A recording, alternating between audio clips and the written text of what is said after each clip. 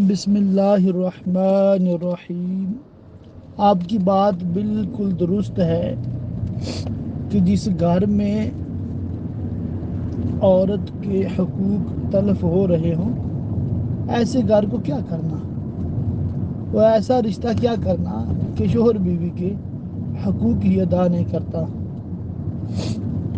بالکل 100% یہ اسلامی بات آپ نے کی ہے، مگر ہماری سوسائٹی معذرت کے ساتھ اسلامی کم ہے اور پاکستانی زیادہ ہے، اور پاکستانی بھی پاکستان بننے سے پاک نہیں ہوئی، وہی ہندوانہ ذہن ہے اور اسی رسم اور اسی سوچ اور اسی فکر پہ ہمارے سارے معاشرے کی تعمیر ہے۔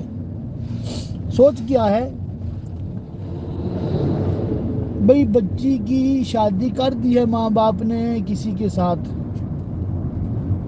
اس نصیحت کے ساتھ کرتے ہیں بیٹی یہ ہماری عزت ہے، آپ نے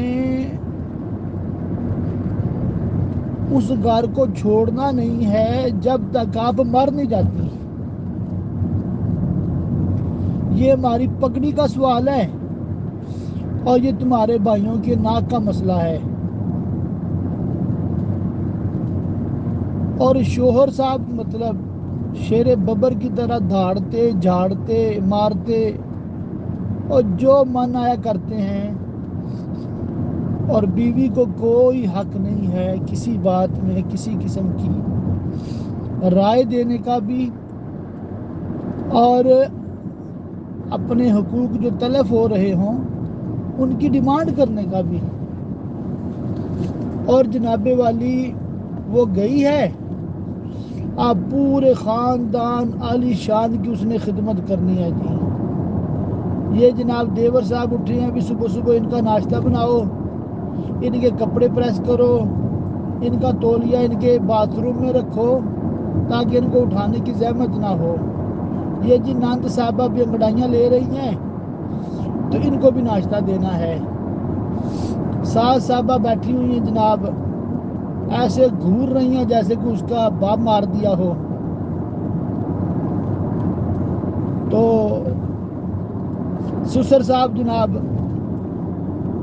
وہ ناشتہ کر کے بیٹھے ہوئے ہیں، اخبار پڑھ رہے ہیں یا کوئی ٹی وی دیکھ رہے ہیں۔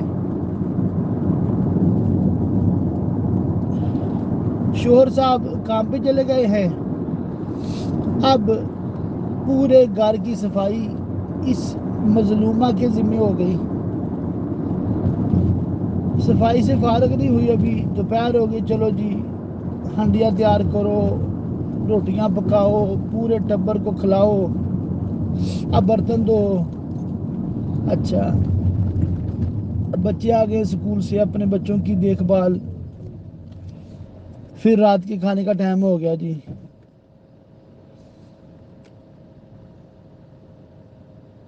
سارا دن بندہ تھک جاتا ہے، اک جاتا ہے اس انتظار میں کہ بھی شوہر صاحب آئیں گے، کچھ دو میٹھے بول بولیں گے، کچھ تھکاوٹ دور ہو جائے گی۔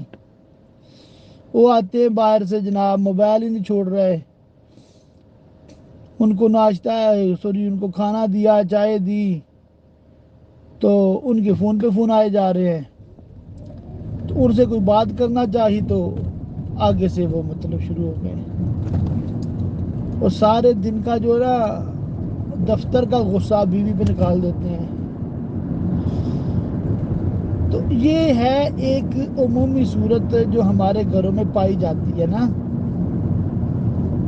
ہمارے ہاں بچی کی شادی نہیں ہوتی، ہمارے ہاں بچی کو نکرانی کے طور پہ یہ اعزاز اور شرف بخشا جاتا ہے شادی والے دن کہ آج تمہیں نا صحیح سجا بجا کے نا نکرانی بنایا جا رہا ہے۔ یہ بھی اسلامی تعلیمات کے خلاف ہے۔ بیوی پہ صرف شوہر کی خدمت ہے، صرف اور صرف، اور اس میں بھی اگر وہ کھانا پکا کے نہیں نہ دیتی، گناہگار نہیں ہے۔ بیوی کے کھانے کا انتظام کرنا شوہر کی ذمہ داری ہے۔ جی ہاں، تو جب اسلام کی بات آتی ہے نا، اسلام تو کیا پیارا مذہب ہے، کتنا اچھا مذہب ہے. مسئلہ ہمارے لوگوں کا ہے جنہوں نے ہمیں اسلام کا اصل جو ہے وہ بتایا نہیں کبھی، سکھایا نہیں کبھی، سمجھایا نہیں کبھی. ٹھیک ہے. اور ہمارے علماء بھی بڑی معذرت کے ساتھ، ہندی علماء اور عرب علماء میں زمین آسمان کا فرق ہے. ہمارے ہاں عرف کو، ہمارے ہاں لوگوں کے ذہن کے مطابق جی بات کرو، صرف اسی بات پہ معاذ اللہ کتنی غیر شرعی رسمیں ہمارے معاشرے میں جڑ پکڑ گئی ہیں.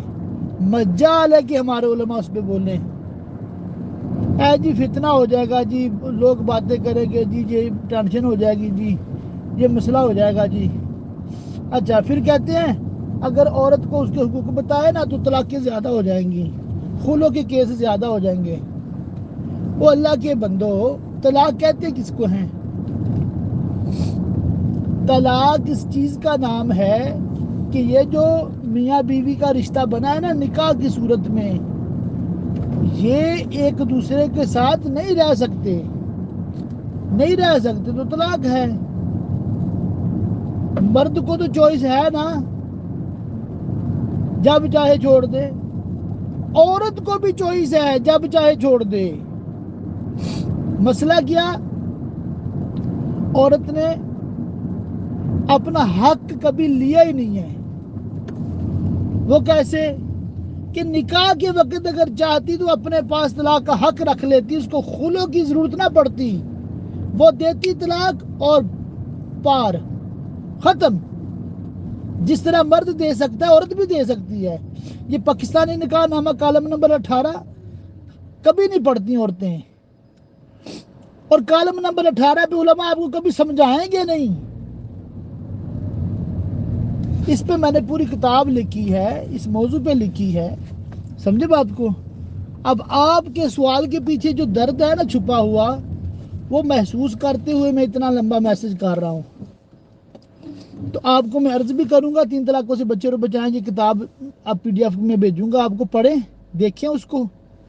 آخر میں اس کے رسالہ ہے، عورت بھی طلاق دے سکتی ہے، اس کو پڑھیں. آپ سارے سننے والے پڑھیں، آپ کو پتہ چلے گا کہ کس طرح عورت کو با اختیار اسلام بناتا ہے. اگر ایسا نہیں بھی ہوا، نکاح ہو گئے ہیں تو خلوع کا حق ہے. خلوع کسے کہتے ہیں؟ عورت شوہر سے مطالبہ کرتی ہے، جج سے نہیں، شوہر سے. کیا مجھے طلاق دے دو، جو مہر آپ نے مجھے دیا تھا میں واپس کر دیتی ہوں. بس مہر ہی دیا نا، شوہر نے کیا دیا؟ باقی جو خرچہ ہے گھر میں خرچہ ہے نا، وہ تو واپس نہیں لے سکتا، لے گا تو مکروہ ہے. تو اس نے کہا ہاں ٹھیک ہے میرا مہر واپس کرو تو میں طلاق دیتا ہوں. تو یہ ہو گیا خلوع، مال کے بدلے طلاق. اب شوہر صاحب جناب وہ یہاں بھی یہ مسئلہ شروع کر دیتے ہیں، بھی نہ کھیلنا ہے نہ کھیلنے دینا ہے، بھی نہ خود حقوق پورے کرنے ہیں نہ چھوڑنا ہے. وہ لٹکائے رکھتے ہیں کیس کو. کورٹ میں جا کے اپلائی کرتی ہے، کورٹ والے دے دیتے ہیں طلاق، قانونی طلاق ہو گئی ہے. اب قانونی طور پہ شوہر کی جائیداد پہ اس کا کوئی حق نہ رہا قانونی طور پہ، مگر اسلامی طور پہ اس کا نکاح ہی ختم نہیں ہوا ابھی. یہ تو پھنس گئی نا. اسلامی لحاظ سے وراثت کا مطالبہ بھی نہیں کر سکتی، کہ اس کے پاس کوئی قانونی کارروائی کرنے کا حق نہیں رہ گیا. اسلام نے حق دیا ہے کیونکہ ابھی نکاح میں شوہر کی تو وراثت کا حق ہے اس کو. شوہر اگر مر جاتا ہے تو اس کو، اگر وہ اولاد والا تھا تو اس کو 8واں حصہ ملے گا، اگر اولاد والا نہیں تو اس کو 4تھا حصہ یعنی 25% ملے گا، کیونکہ اس کے نکاح میں ہے، اور نکاح ہوتے ہی یہ حق مل جاتا ہے. تو بات کا یہ ہے، آپ کو صرف اتنا میں عرض کر دوں کہ پلیز کبھی بھی نہیں سوچنا کہ اسلام جو ہے وہ ہمیں اختیار نہیں دیتا یا اسلام ہمیں حق نہیں دیتا. یہ ہمارا معاشرہ ہے جس کی تعمیر ہی غیر اسلامی ہے.